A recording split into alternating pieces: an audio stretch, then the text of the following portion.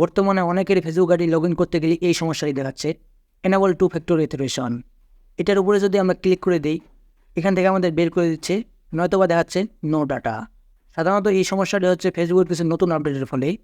পরবর্তী আপডেট আসলে এই সমস্যার সমাধান হয়ে যাবে। অ্যাকচুয়ালি এই সমস্যাটি আমার আইডিতে হয়েছিল, তবে আমি এই সমস্যাটি সমাধান করে ফেলেছি। এই সমস্যাটি সমাধান করার জন্য ফেসবুকের কাছে একটি আপিল করা লাগবে এবং তারা চেক করে দেখবে যে আপনার আইডিতে এই সমস্যাটি আছে কি না, এবং এই কিছুদিনের মধ্যে আপনার আইডিটি ঠিক করে দিবে। চলুন সেই সিস্টেমটি আপনাদের দেখিয়ে দিই। চ্যানেলটি সাবস্ক্রাইব করে সাথে থাকবেন। আমি ইসমাইল হোসেন আছি আপনাদের সাথে, আর আপনারা দেখছেন টেক ইসমাইল 19 চ্যানেল। আমাদের অ্যাকাউন্টে যদি ফেসবুকে লগ ইন করতে যাই, তাহলে এরকম একটি অপশন দেখাচ্ছে, কিপ ইউর অ্যাকাউন্ট সেভ। নিচে লক্ষ্য করলে দেখতে পারবেন এনেবল টু ফ্যাক্টর অথেন্টিকেশন। এখন যে এখানটা আমরা ক্লিক করে দিই, তাহলে কিন্তু এখান থেকে আবার আমাদেরকে বের করে দিচ্ছে। তো এই সমস্যাটা সমাধান করার জন্য আমাদের কী করতে হবে, এখান থেকে আমাদের প্রথমে চলে যেতে হবে ক্রোম ব্রাউজারের ভিতরে। ক্রোম ব্রাউজারের ভিতরে এসে প্রথমে আপনার অ্যাকাউন্টে এখানে লগ ইন করতে হবে। এখানটাও কিন্তু সেম প্রবলেমটাই দেখাচ্ছে, কিপ ইউর অ্যাকাউন্ট সেভ। নিচে লক্ষ্য করলে দেখবেন এনেবল টু ফ্যাক্টর অথেন্টিকেশন। এখান থেকে উপরে আপনাদের সার্চ বারটা যে দেখতে পাচ্ছেন, এখানটা আপনাদের সার্চ করে দিতে হবে ফেসবুক হেল্প সেন্টার।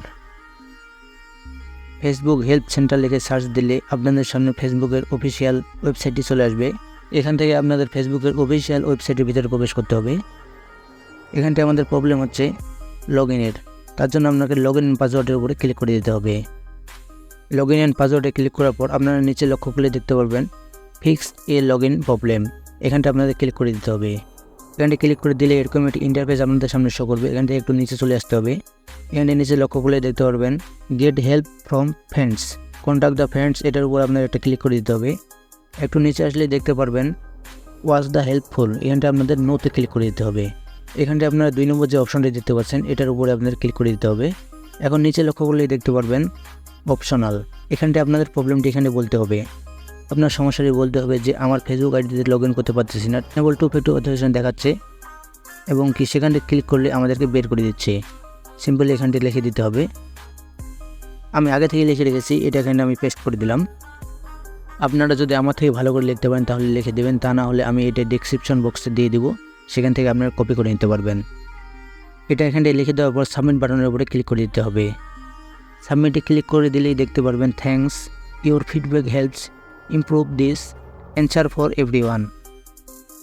এরপর আপনাদের কী করতে হবে, এই যে উপরে যে সার্চ বারটি দেখতে পাচ্ছেন, এখানটা আপনাদের ক্লিক করে দিতে হবে। এখানটা আপনাদের টু ফ্যাক্টর অথেন্টিকেশন লিখে সার্চ করে দিতে হবে, এবং একটু নিচে চলে আসলে দেখতে পারবেন লগ ইন অ্যান্ড পাসওয়ার্ড। এই লগ ইন অ্যান্ড পাসওয়ার্ডের উপরে আপনাদের ক্লিক করে দিতে হবে। এখানে ক্লিক করা মাত্র এরকম একটি ইন্টারফেস আপনার সামনে শো করবে। নিচে লক্ষ্য করলে দেখতে পারবেন যে ওয়াজ দিস হেল্পফুল, এখান থেকে আপনাদের নোতে ক্লিক করে দিতে হবে, এবং এই 2 নম্বর যে অপশনটি দেখতে পাচ্ছেন, এটার উপরে আপনাদের ক্লিক করে দিতে হবে। এখানেও সেমভাবে অপশনাল নামে একটি অপশন পাবেন, এখানটি আপনার সমস্যার কথাটি লিখে দিতে হবে অথবা পেস্ট করে দিতে হবে। এরপর আপনাদের সাবমিটে ক্লিক করে দিতে হবে। সাবমিটে ক্লিক করে দিলে thanks your feedback help this answer for everyone এই লেখাটি উঠবে, এবং কি ফেসবুক টিম দেখবে আপনার আইডিতে এই সমস্যাটি আছে কিনা, এবং কি 7 দিনের মধ্যে আপনার সমস্যাটি সমাধান করে দিবে। যদি মনে হয় যে ভিডিওটি দেখে আপনি উপকৃত হয়েছেন, তাহলে ভিডিওটি দেখে লাইক দিয়ে চ্যানেলটি সাবস্ক্রাইব করে রাখবেন, আর যারা ফেসবুক থেকে দেখতেছেন পেজটিতে ফলো দিয়ে রাখবেন। ধন্যবাদ।